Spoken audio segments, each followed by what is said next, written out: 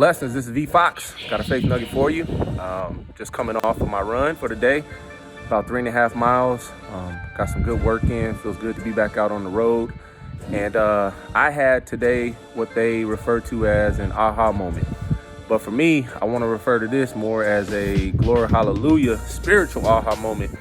And the funny thing about it, super funny, as I'm running, the majority of my run, I may see some cars here and there. I don't see a lot of people out on the trek that I take. But it just so happened as I'm running and in my mind, it was like something hit my spirit.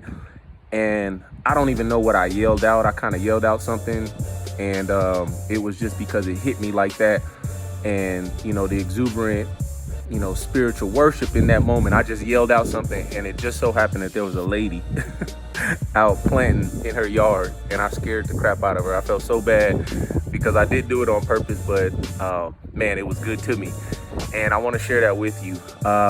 Some weeks ago, I shared a message in a faith nugget where I was talking about, on my run, how, there's an electric gate.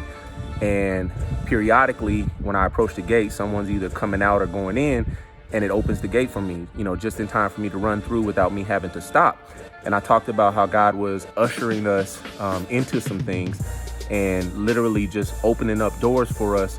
And to be honest, even since that day, I don't remember the last time that's happened to me. Like literally every time I've approached the gate since then, I've had to, stop and punch in a code.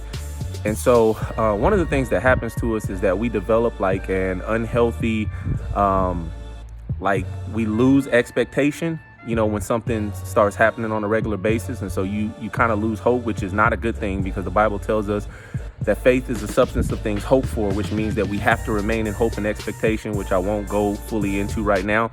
But I kind of started to develop a level of expectation that, the gate just won't be open for me. I'll have to stop.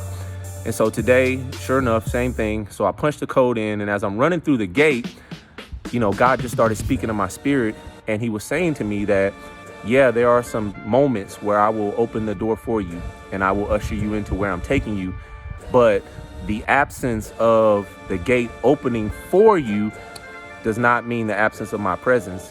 And he literally showed me how I had the code to get into the gate. And he said, there are some things that you're going to have to do in order to get into where I'm taking you. And so there's a responsibility on your part as well. And man, when that thing hit me, God literally just said, you have access.